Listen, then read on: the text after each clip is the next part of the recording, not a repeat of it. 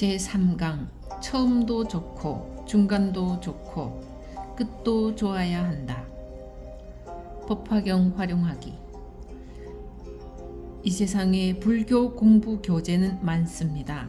그런데 불교를 믿고 깨닫는 데 있어서 경전보다 더 좋은 교재가 없습니다. 저는 금강경은 전 인류의 교과서라고까지 합니다. 법화경을 그렇게 말하기는 어렵습니다. 조금 차원이 다른 경전이기 때문입니다. 그러나 불교에 관심이 있고 믿음이 있는 사람에게 법화경보다 더 좋은 교재가 없습니다. 법화경 안에도 스스로 경중의 왕이라는 표현이 나옵니다.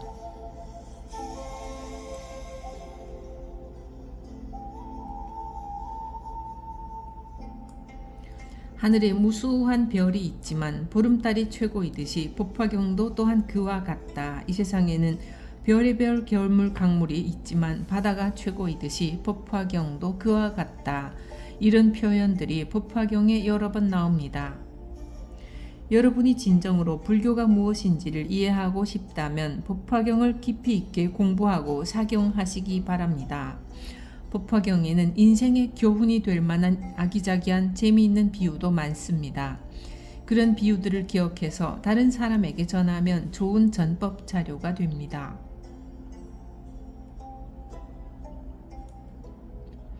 법화경의 영험. 법화경에서는 영험 이야기도 빼놓을 수 없습니다.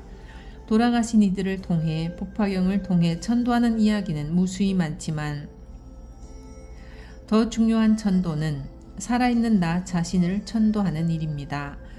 죽지도 않은 나 자신을 천도하라니 무슨 말인가요? 자기의 본정신을 잃고 경계에만 끄달려 다닌다면 이 또한 나무에 의지하고 풀에 의지한 영가들과 조금도 다를 바가 없습니다.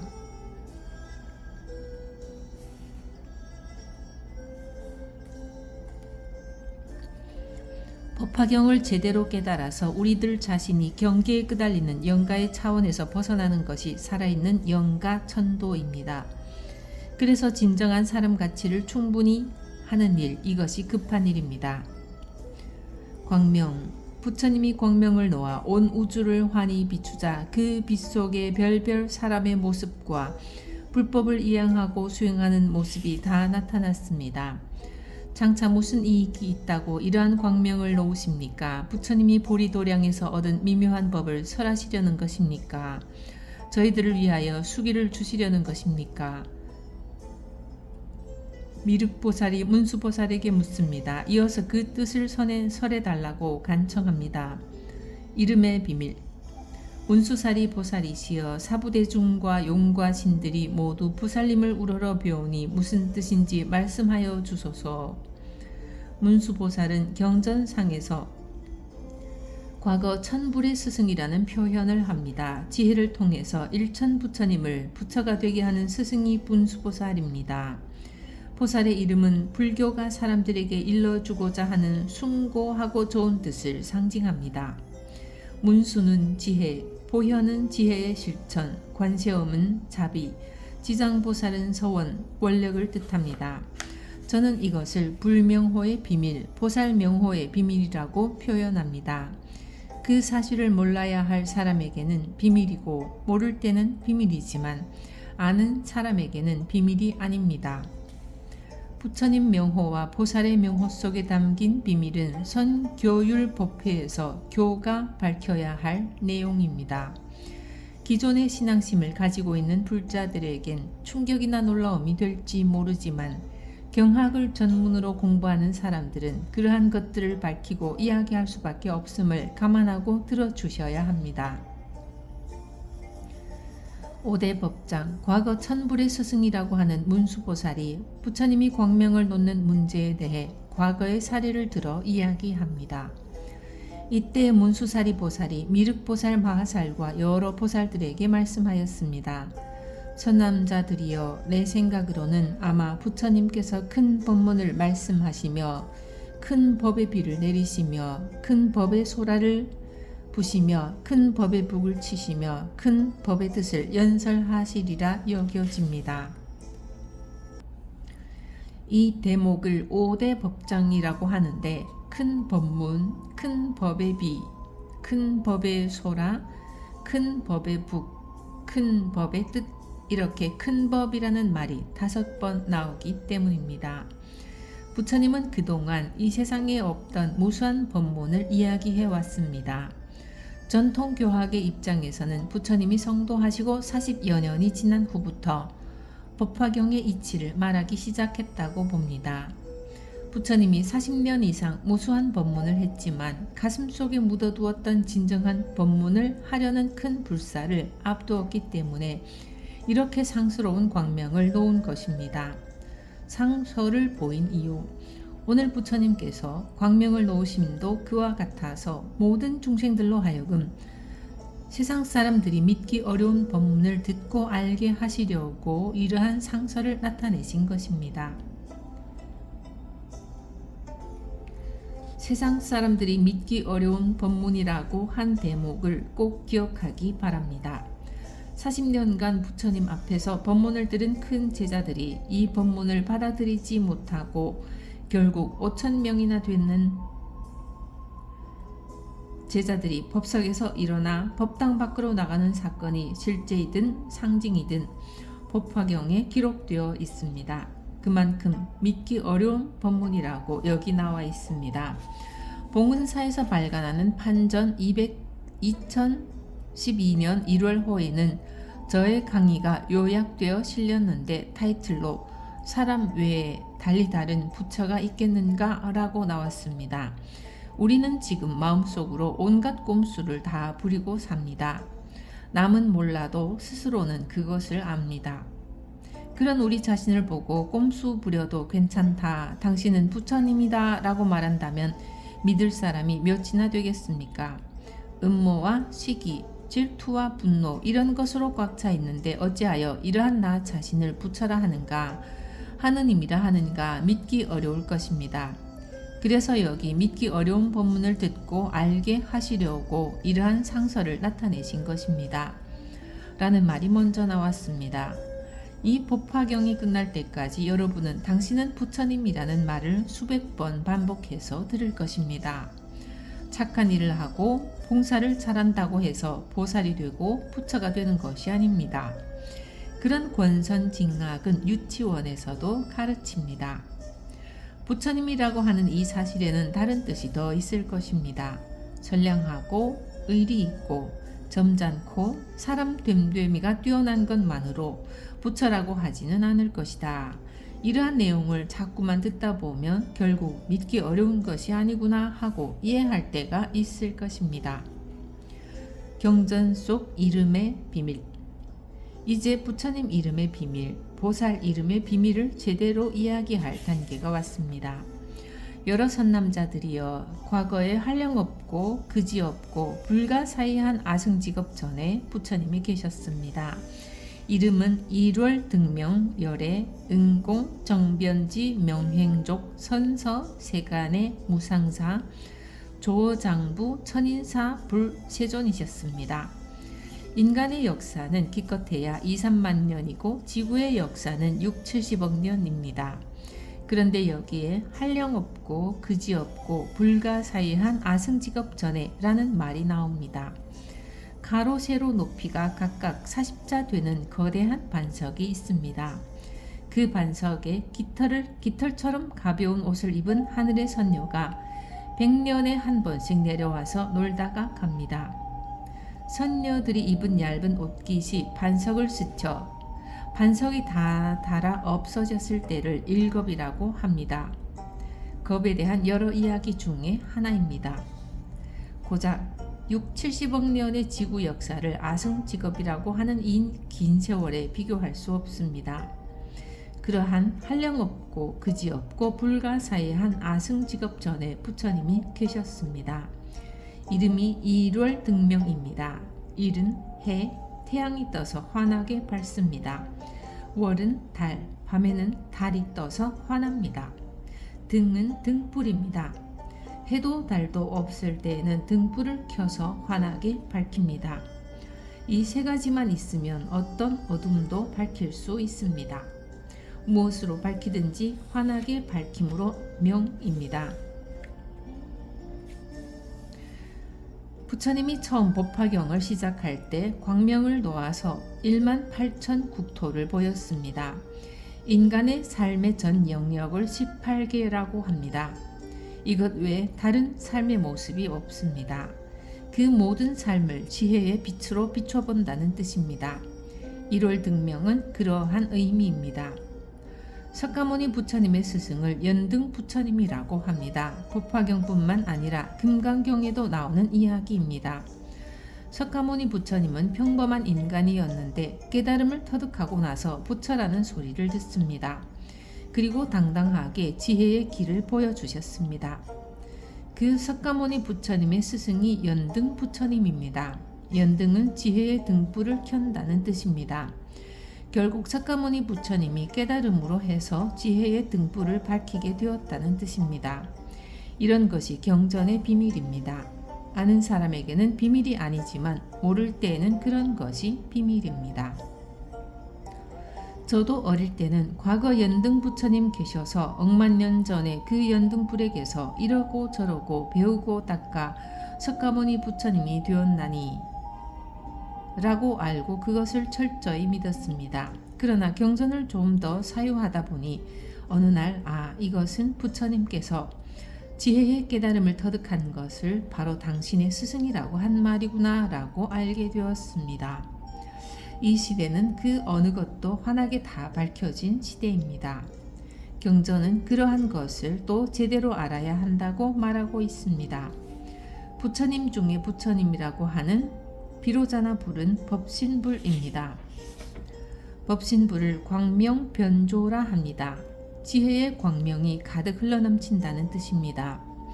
아미타불은 무량광이라고 합니다. 한량없는 광명입니다. 이런 것이 부처님 이름에 숨어있는 비밀입니다. 아는 사람은 경전에서 이렇게 이야기하는 것을 듣자마자 바로 압니다. 비밀도 아닙니다. 그렇지만 모르는 사람에겐 영원히 비밀로 남아 있습니다. 이러한 이야기들은 다음에 또 말씀드릴 기회가 있을 것입니다. 처음도 좋고 중간도 좋고 끝도 좋아야 한다. 정법을 연설하시니 처음도 훌륭하고 중간도 훌륭하고 끝도 훌륭하였습니다. 법화경 서품 32. 우리는 흔히 유종의 미라는 표현을 하는데 유종의 미만 가지고는 안 됩니다. 처음도 좋아야 하고 중간도 좋아야 하고 끝도 좋아야 합니다. 어떤 일을 하든지 그렇습니다. 여행을 할 때도 마찬가지입니다. 다 같이 여행을 잘하고 돌아올 때 싸워서 다시는 친구고 뭐고 없다면 어떻게 되겠습니까? 처음도 좋고 중간도 좋고 끝도 좋아야 합니다. 경전은 부처님이 설법하시는 것이 그러했다고 단순히 써놓은 것이 아닙니다. 우리 삶의 모든 영역에서 그렇게 하라는 것입니다. 가정생활도 그렇습니다. 처음도 좋고 중간도 좋고 끝도 좋아야 합니다. 경전을 모두 일상생활에 도입해서 해석해야 합니다. 부처님은 무엇을 가르쳤는가? 이치는 심원하고 말씀은 능숙하고 미묘하며 순수하고 복잡하지 않았으며 맑고 깨끗한 범행을 갖추었습니다. 법화경 서품 32.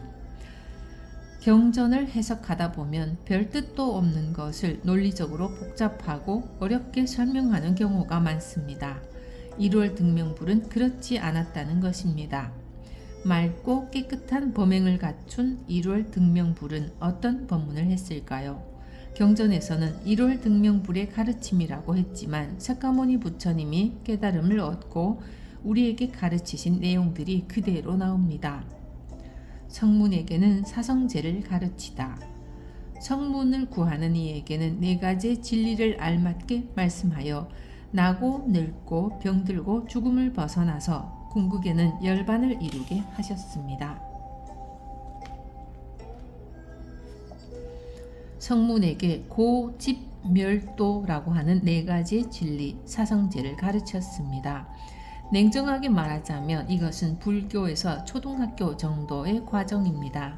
인생은 괴롭다. 괴로움은 원인이 있다. 이것저것 모였기 때문에 괴로움이 있다. 그러면 그 괴로움을 소멸해야 한다.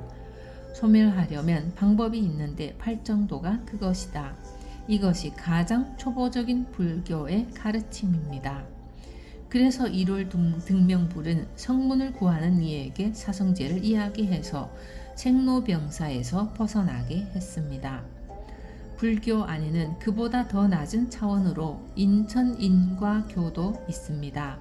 복을 구하고 승진을 구하고 합격을 구하고 매매가 성사되기를 바라고 건강을 바라는 사람들이 다 와서 기도하면 성취가 된다고 하는 인천인과교는 불교의 차원에는 들어가지 않지만 그 나름대로 근기나 수준에 따라 그러한 믿음이 필요한 사람들이 있기에 불교 안에 펼쳐놓았습니다.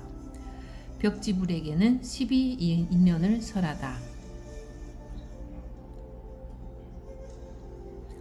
벽지불을 구하는 이에게는 12가지 인연을 알맞게 말씀하셨고 법화경 서품 32에 1. 무명 2. 행 3. 식 4. 명색 5. 유깁 6. 촉 7. 수 8. 애 9. 취 10. 유 11. 생 12. 노사 가 12인연입니다. 이것이 1월 등명불이 벽지불인 연각에게 가르친 중학교 수준의 가르침입니다. 사성제를 공부해서 조금 차원이 높아진 사람들이 이것을 배웁니다. 12인연은 우리 불자들이 잘 외우는 반야심경에 근거해서 설명하면 쉽습니다. 반야심경에는 무고집멸도라고 해서 사성제도 없고 무안입이 설신의 무무명 영무무명진 내지 무노사 영무노사진이라고 해서 12인연도 없다고 했습니다. 법화경보다 차원이 훨씬 아래인 반야심경에도 공이 나옵니다. 벽지불에서 공부하는 내용은 인연의 이치인 연각의 이치이고 공의 이치입니다.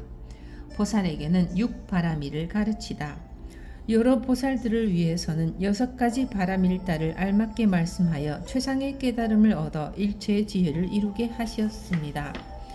보살의 길을 가는 사람에게는 6바라미를 이야기했습니다. 이것은 고등학교 수준입니다. 6바라밀은 자리 이타가 겸해 있습니다. 보시, 지계, 인욕은 다른 사람을 이롭게 하는 이타이고 정진, 선정, 지혜는 자신을 이롭게 하는 자리입니다. 자기에게 이로운 것을 통해서 다른 사람을 이롭게 하는 것이 자리 이타입니다. 자리 이타가 보살의 길이고 보살의 덕목입니다. 반야심경에서는 공을 이야기하면서 아직 6바라미를 이야기하지 못하고 있습니다. 연기나 공은 제대로 이해하기 어렵지만 그것을 터득하기만 하면 우리 삶에 어마어마한 이익이 있습니다. 하지만 경전을 앞에 놓고 한 채의 오차도 없이 냉정하게 이야기하기로 한다면 사성제는 초등학교 수준의 수행 방법이고 연기의 이치인 12인연과 공은 중학교 수준의 수행이고 6바라밀은 고등학생이 수행하는 과정입니다.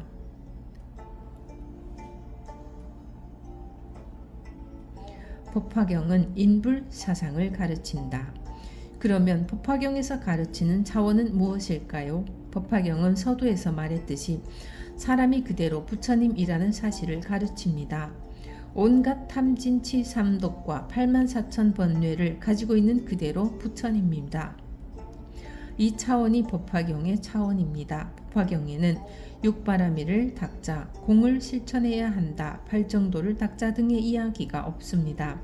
부처면 다고 부처면 됐지 더 이상 다른 이야기가 무슨 필요가 있겠는가 하는 차원입니다. 오직 우리가 있는 그대로 부처라는 사실을 일깨워주는 것이 법화경입니다. 이 사실을 알리기 위해 법화경에서는 별별 비유를 다 듭니다. 예를 들어서 어떤 장자의 아들이 어릴 때 길을 잃고 50년 세월 동안 거지가 되어 혼자 돌아다니다가 어느 날 거부장자가 된 아버지 집에 이르러 50년 전 잃어버린 아버지를 만나게 됩니다. 그리고 그는 한순간에 아버지가 이룩해 놓은 어마어마한 재산을 그대로 자기 재산으로 쓸 수 있게 됩니다. 또 어떤 거지가 있었는데 굉장한 부자 친구를 만났습니다. 부자 친구는 거지 친구에게 한턱 잘 대접했습니다. 술까지 대접받아 거나하게 취한 거지 친구가 잠든 사이에 공무로 여행을 가야 하는 부자 친구는 잠든 거지 친구의 옷주머니에 값으로 헤아릴 수 없는 대단한 가치의 무가보라고 하는 보석을 넣어주고 떠납니다. 그런데 거지 친구는 그 사실을 모르고 오랜 세월을 계속 거지로 살았습니다. 그러다 어느 날 그 부자 친구를 다시 만나게 되었습니다. 이 사람아, 내가 그때 넣어준 보석은 어떻게 하고 아직도 거지로 살고 있는가? 부자 친구가 거지 친구의 주머니를 보니 무가보의 보석이 그대로 있었습니다. 거지인 채로 보석을 가지고 다니고 거부장자의 아들로서 거지 생활을 하고 있다는 이런 이야기는 무엇을 뜻합니까? 우리가 모르고 있을 뿐 우리는 현재 이대로 어떤 상황이든 지금 이대로 완전 무결한 사람, 부처라는 사실을 말해줍니다.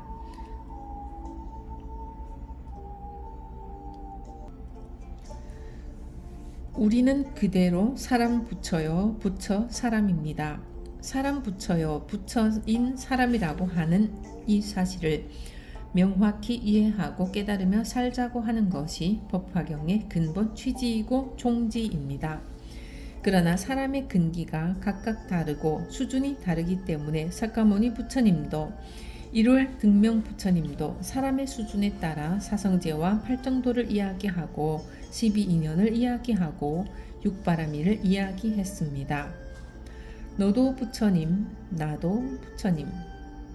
다음에 또 부처님이 계시었으니 역시 이름이 1월 등명이시고 그 다음에 또 부처님이 계시었으니 역시 이름이 1월 등명이셨습니다.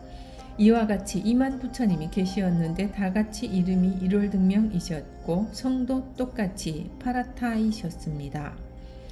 처음 부처님도 1월 등명, 중간 부처님도 1월 등명, 전불 후불이 모두 1월 등명입니다.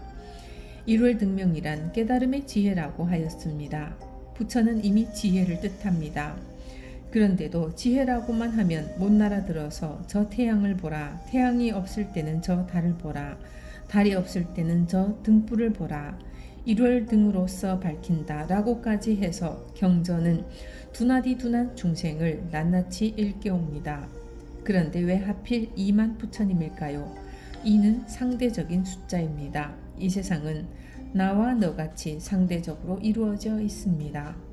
하지만 지혜의 눈을 뜨고 보면 나도 너도 너도 나도 모두가 다같이 부처님입니다. 2만이라는 숫자는 그것을 상징합니다.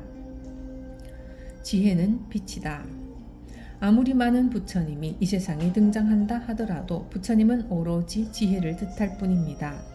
그래서 첫 부처님이나 나중 부처님이나 다같이 이름이 1월 등명입니다. 1월 등명은 지혜를 뜻합니다. 흔히 불교를 지혜와 자비의 종교라고 합니다. 그런데 자비를 자비롭게 하는 것은 지혜입니다. 지혜를 먼저 터득하고 그 지혜에 의해서 자비의 실천을 하도록 하는 것입니다. 우리는 단순히 지혜를 짐작하고 적당하게 자비를 짐작하고 말지만 그 지혜를 속속들이 공부하면 무상심심 미묘한 이치가 있고 자비 또한 그렇게 단순한 것이 아닙니다. 무엇을 어떻게 해야 훌륭한 자비 실천이 될 것인가 하는 것도 부처님이 실천하신 내용과 연관시켜서 알아볼 일입니다. 이만 불이 똑같이 1월 등명이다. 그래서 저는 2만 부처님이 계시었는데 다같이 이름이 1월 등명이었습니다. 라는 대목을 중요하게 생각합니다. 이름을 지을 재주가 없어서 2만 명에게 똑같은 이름을 지었겠습니까? 초등학생에게 이름을 지으라 해도 10개는 지을 텐데 어째서 2만 부처님에게 한 이름을 지었을까요? 이런 것을 사정없이 분석하고 따지고 파헤쳐서 경전이 우리에게 이해시키려는 것을 알아야 합니다. 앞사람도 1월 등명, 뒷사람도 1월 등명, 옆사람도 1월 등명인 것에는 참으로 심오한 뜻도 담겨 있습니다. 1월 등명은 지혜입니다. 불교는 처음부터 끝까지 지혜를 강조합니다. 그래서 우리는 끊임없이 지혜를 갈고 닦아야 합니다. 지혜가 있으면 모든 문제가 해결되기 때문입니다. 법화경의 열쇠는 바로 여기에 있습니다. 그 나머지는 우리들의 신념을 좀 더 확고히 해주는 내용입니다. 지혜가 없다면 상처투성이의 삶을 살아간다. 금강경에도 나오지만 지금 이 순간 뭐가 어찌 되어 이 세상이 캄캄해진다고 합시다. 태양도 없어지고 달도 없어지고 전기불도 없어졌다고 합시다. 어떻게 되겠습니까? 빛 없이 어디를 갈 수 있겠습니까? 밖으로 나간들 집으로 돌아갈 수 있겠습니까? 곳곳에서 피투성이 상처투성이의 삶을 살 것입니다. 집에 못 돌아간다고 하는 이 말도 잘 이해해야 합니다. 밝음이 없다면 집에 못 돌아가고 상처투성이 피투성이의 삶을 살 수밖에 없습니다. 지혜가 빛입니다. 그동안 우리는 자이든 타이든 상처투성이의 인생을 살아왔습니다. 되돌아보면 그것은 무조건 지혜가 없었기 때문입니다. 내가 어리석어 그렇다고 이해하면 틀림없습니다. 아닌데요? 내 자식이 죽어서 그런데요? 이런 말에 할 말이 없을 것 같지만 아닙니다. 부처님은 냉정하신 분입니다. 설사 자식이 죽어서 상처받았다 해도 그것은 당신이 어리석기 때문입니다. 부처님은 수많은 중생과 제자가 따를 무렵 코살라족이라고 하는 이웃나라의 침공을 받아서 자신의 석가족 가빌라성이 사라지는 모습을 두 눈으로 똑똑히 보았습니다. 그리고 그 아픔은 사지를 마디마디 칼로 자르는 듯한 절절지혜였지만 부처님은 상이 없었기에 상처로 남기지는 않았다고 금강경에서 말씀하십니다. 지혜가 그렇게 소중하다는 것입니다. 지혜만 갖추고 산다면 상처받을 일도 않을 뿐더러 외부에 의해서 상처받지도 않을 것입니다. 눈도 있고 햇빛도 있어서 모든 사물을 환하게 볼 수 있으면 집에 돌아갈 때 무슨 도구를 이용하든지 상처받지 않고 다치지 않고 잘 돌아갈 수 있습니다. 햇빛이 있기 때문입니다. 지혜가 있기 때문입니다. 우리 인생에 지혜가 있다면 그 어떤 상황에서도 상처받지 않고 잘 살 수 있습니다. 금강경에도 그러한 표현이 있는데 법화경에는 오죽하겠습니까? 그래서 이만 부처님이 이 세상에 오셨는데 똑같이 이름이 일월등명입니다. 불교를 만난 여러분들은 어떻게 하든지 지혜를 갈고 닦을 줄 알아야 합니다. 자신이 어떻게 할 바를 모른다면 부처님 지혜의 가르침인 경전에서 지혜를 찾아야 합니다. 반야심경을 외워보든지 천수경을 외워보든지 아니면 법화경을 한번 읽어보십시오.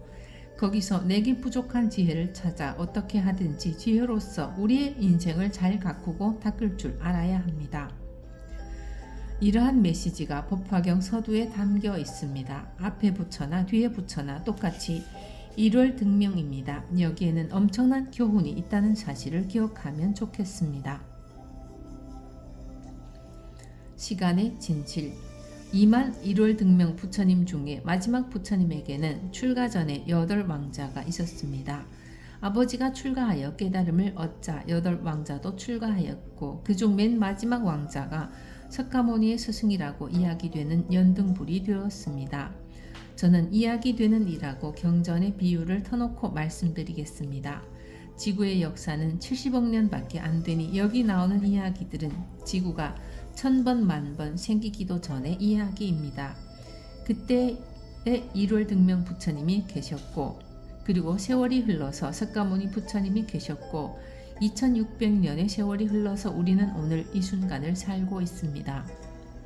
경전 속에는 지구보다 수천 년 전에 오랜 세월이 나오는데 불교에 있어서 공간의 문제도 이해해야겠지만 시간의 문제도 중요합니다. 법성계에는 무량원겁 즉 일념 즉시 무량겁, 한량없는 먼겁이 한 생각이요 한 생각이 곧 한량없는 겁이로다 라는 개송이 있습니다. 우리의 지금 이 순간 삶 속에 지구가 수천 번 생기기 이전에 무한한 과거와 지구가 수만 번 반복된 다음에 무한한 미래가 내재되어 있다는 것입니다. 여기 있는 종이나 책도 그렇습니다. 책을 만든 지는 10년이 되었더라도 종이의 원료인 나무의 역사는 얼마이고 나무의 나이가 50, 60년이라면 그 나무의 원료가 되는 물과 공기의 역사는 또 얼마인가요? 1200년 전 신라 때 만든 불상은 그 형태만의 역사가 1200년입니다. 그렇다면 재료인 돌의 역사는 얼마인가요? 금방 생겼다 사라지는 종이의 역사나 인생의 역사나 꽃 한 송이의 역사에 이르기까지 근원을 추적해 본다면 우리로서는 도저히 상상할 수 없는 길고 긴 세월이 그 속에 스며 있습니다. 우리 인생을 두고 100세 시대라고 하지만 1000배 만배의 역사보다 더 오래일 것이고 앞으로도 1000배 만배의 역사보다 더 오랜 삶일 것입니다. 형태는 바뀌겠지만 우리의 본질의 역사는 그와 같습니다.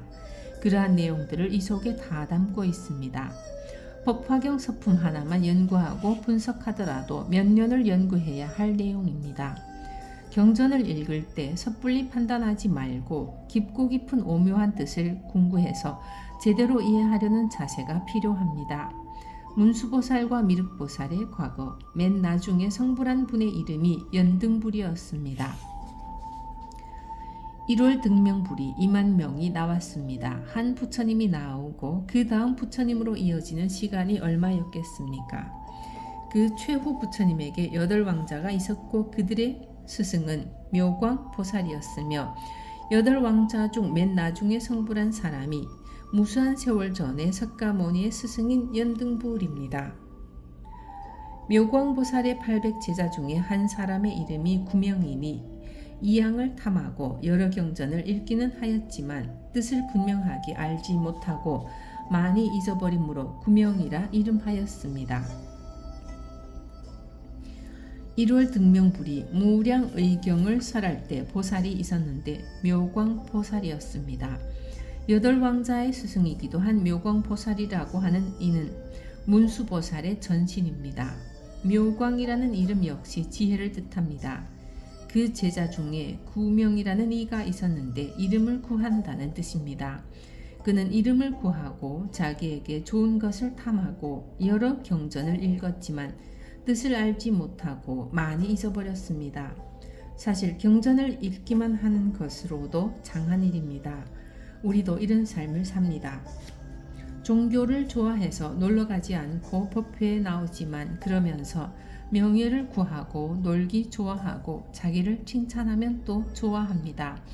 이런 우리와 똑같은 사람이 경전에 있었습니다. 이 사람도 선근을 심은 인연으로 한량없는 백천만억의 수많은 부처님을 만나서 공양하고 존경하며 존중하고 찬탄하였습니다. 미륵보살이여, 그때의 묘광보살은 딴 사람이 아니라 곧 나 문수며 구명보살은 그대였습니다. 그때 그 구명이 바로 너야. 그때 훌륭했던 묘광보살은 바로 나야. 문수보살이 미륵보살을 앉혀놓고 이렇게 이야기하는 것이 눈에 선합니다. 어째서 옛날에 놀기 좋아하고 이양을 탐하는 사람이 미륵보살이 되었습니까? 미륵보살은 누구입니까? 이러한 것도 그 뜻을 잘 이해해야 합니다. 미륵보살은 석가모니 이후의 미래의 부처님이며 우리의 희망입니다. 미륵보살은 미래의 부처로 화연하신 분입니다. 불자들은 마음속에 부처 되기를 원하고 있습니다. 그래서 인사도 성불하십시오 라고 하는 것입니다. 그런 불자들에게 미륵보살은 바로 그들이 바라는 미래입니다. 그런 의미를 미륵보살이라고 하는 이름 가지고 있습니다.